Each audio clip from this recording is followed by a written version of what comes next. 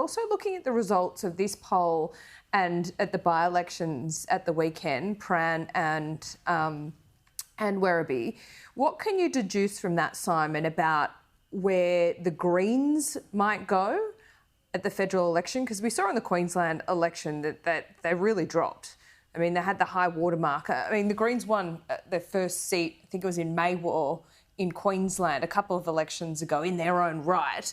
Since then, they've really come back in Queensland. Could we have seen the Greens peak? Are they set for a bit of a decimation at this election, or might they just remain the same? And what does it say for the Teals? Is there any overlap, particularly in Victoria? I think on the Greens, I probably hesitate to talk about decimation, but I think we've seen enough sort of data points now to show that there is a washout of their vote. So we saw it in Queensland, we saw it in the Victorian local government elections, where traditionally they have done very well. They did not do very well in the latest local government election, and we're seeing it in the polling. And I think the interesting thing, and again, Prahran by-election, but it conforms to this broader trend. I think the interesting thing we're seeing there is they're kind of holding their base. So their primary vote didn't move in Prahran. And yes, they've got that inflow-outflow problem that you and I have spoken about on their primary vote, but their primary vote didn't move. It's everybody else. So that's why Adam Bant blamed Labor.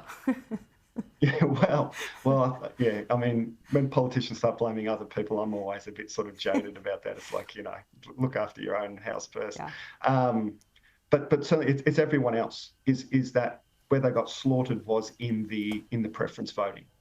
So what seems to be happening is that, what we're seeing is voters outside of that core Green base, what they're talking to us about in the groups, are basically kind of fed up with the Greens behaving like the Liberals, in the sense that, they always seem to be oppositional to Labor. They always seem to be blocking Labor's, okay, they're not perfect, but, at least they're trying to do something type responses. This sort of, what is it? Good is the enemy of perfect. Oh, perfect is the enemy of good.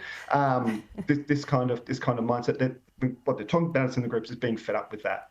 And I think this is what we're seeing is those voters, those progressive voters who would have otherwise given their preference to the Green, are kind of jack of it.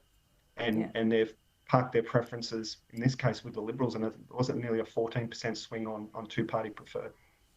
And as for the Teals, I think the Teals, again, sort of, it's hard to talk in generalities about Teals because some of their electorates are quite so different. I think those Teals with particularly high sort of personal brands and a lot of churn in their electorates, where you've got a lot of young people coming in, they're looking, I'd say that they're reasonably safe. I think volatility is the word of the day, and I think, they're going to have to work to win it, but they'd be relatively safe. It's when you get into those electorates that are a little bit more naturally conservative. So you talk about places like Curtin, you talk about places like Goldstein, that they're a bit more sort of aspirational kind of cohorts, less of that sort of young vote moving in, moving out. So they're the ones I think would probably be the riskiest. But certainly competitive. By no means suggesting that to lay down misère, but I think they've got some challenges there. But equally, they've got some opportunities. Places like Bradfield. My gut feel at this stage is that the Teal story probably ends up being one of sort of status quo, in the sense that any they lose, they might pick up a new one to offset it, kind of thing.